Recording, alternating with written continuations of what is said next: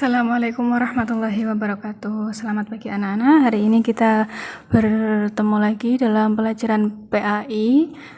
Sebelum dimulai pelajaran hari ini, jangan lupa kalian berdoa terlebih dahulu. Semoga ilmu yang kita cari dapat bermanfaat, dan juga siapkan buku catatan dan juga buku paket kalian. Pada hari ini kita akan membahas tentang toharoh atau bersuci.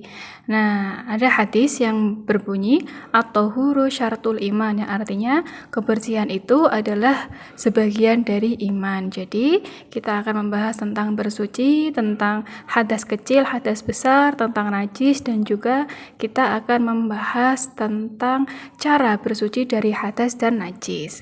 Apa itu toharoh? Toharoh adalah bersuci dari najis dan hadas. Nah, najis adalah benda yang bisa dilihat berdasarkan warna, bau, atau rasa. Sedangkan hadas adalah keadaan seseorang yang dia itu tidak suci karena dari dirinya keluar hadas, yaitu seperti buang air besar, buang air kecil, kentut, haid, dan lain sebagainya. Nah, bagaimana cara bersuci dari hadas dan najis? Nah, kita akan membahas di pertemuan kali ini tentang satu cara bersuci dari najis. Nah, perlu diingat ada beda dari najis dan hadas. Kalian harus memahami perbedaan kedua itu untuk bisa memahami cara bersuci dari dua hal tersebut, yaitu dari hadas dan juga najis. Ya, macam-macam najis ada 3. Yang satu adalah najis mughalladhah, yaitu najis berat, contoh air liur anjing. Yang kedua adalah najis mukhaffafah atau najis ringan, adalah air kencing bayi laki-laki yang berumur kurang dari 2 tahun dan belum makan apa-apa kecuali air ASI dari ibu. Yang ketiga adalah najis mutawasithah, najis yang sedang. Nah, najis mutawasithah itu nanti ada 2 jenis. Yang satu mutawasithah hukmiyah, yang adalah najis yang mensucikannya cukup dengan dipercikan air di atasnya. Nah, yang kedua adalah najis mutawasithah ainiyah, yaitu cara membersihkannya adalah dengan mengguyur dengan air sehingga hilang rasa, bau, dan juga bentuk atau wujud dari najis tersebut. Selanjutnya, contoh najis mutawasithah hukmiyah, yang satu adalah bekas kencing, kemudian bekas minuman keras atau wadah atau baju yang terkena kotoran dan masih tercium baunya. Itu disebut najis mutawasithah hukmiyah. Nah, najis mutawasithah ainiyah adalah kotoran hewan yang masih terlihat dengan jelas bentuk, warna, dan baunya. Selanjutnya adalah cara mensucikan najis. Nah, di sini ada 3 jenis najis. Nah, dari ketiga tersebut berbeda-beda cara mensucikannya. Yang pertama adalah najis mukhaffafah ringan, caranya adalah dengan mempercikan air.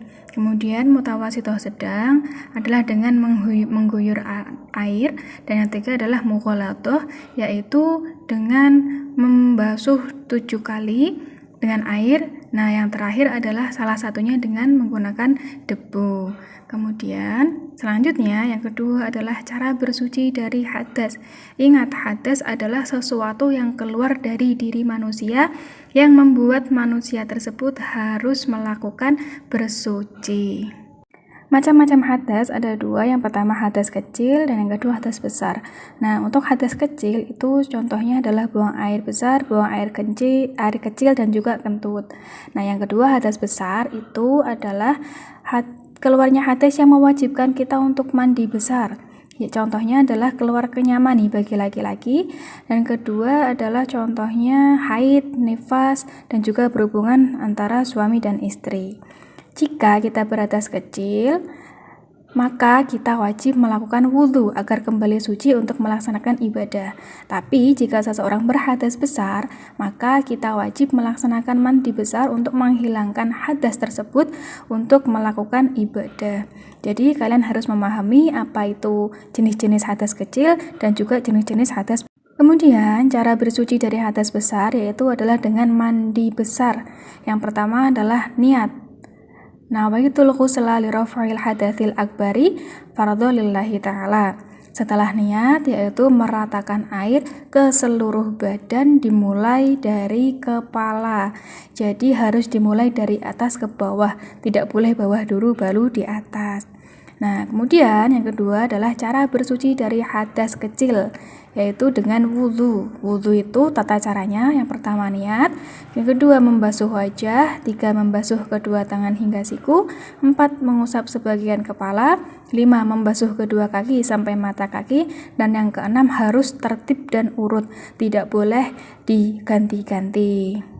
Ya, itu tadi anak-anak penjelasan singkat Ibu tentang toharoh atau bersuci. Jadi, silahkan kalian catat materi yang Ibu sampaikan pada hari ini. Kemudian digarisbawahi yang menurut kalian itu penting untuk dipahami dan diingat-ingat. Nah, untuk pertemuan selanjutnya kita nanti akan membahas lanjutan dari bab toharoh. Ingat, untuk bab toharoh bersuci itu nanti ada 2 hal yang perlu diingat. Yang pertama adalah macam-macam najis dan hadas. Nah, kalian harus paham itu macam-macam najis dan hadas dan juga perbedaannya. Yang kedua yang perlu kalian pahami adalah bagaimana cara bersuci dari hadas dan najis. Hadas ya, bukan hadis. Kalau hadis itu adalah perkataan Nabi. Kalau hadas itu adalah sesuatu yang keluar dari manusia yang menyebabkan manusia itu harus bersuci. Nah, jadi kita cukupkan pertemuan pada hari ini. Semoga yang sedikit ini bisa bermanfaat. Jangan lupa untuk dicatat ya. Nah, kemudian sekian dari Ibu, kurang lebihnya mohon maaf. Ini ada pesan sedikit, yaitu dari Quran Surat Al-Isra ayat 7, In ahsantum ahsantum li anfusikum. Jika kalian berbuat baik, sebenarnya kebaikan itu adalah untuk diri kalian sendiri. Jadi jangan pernah berhenti untuk berbuat baik, karena kebaikan itu nanti akan kembali kepada kita dengan cara yang berbeda sesuai dengan yang Allah berikan kepada kita. Sekian dari Ibu, kurang lebihnya mohon maaf. Jangan lupa jaga kesehatan, tetap patuhi protokol kesehatan. Nah, sekian, wassalamualaikum.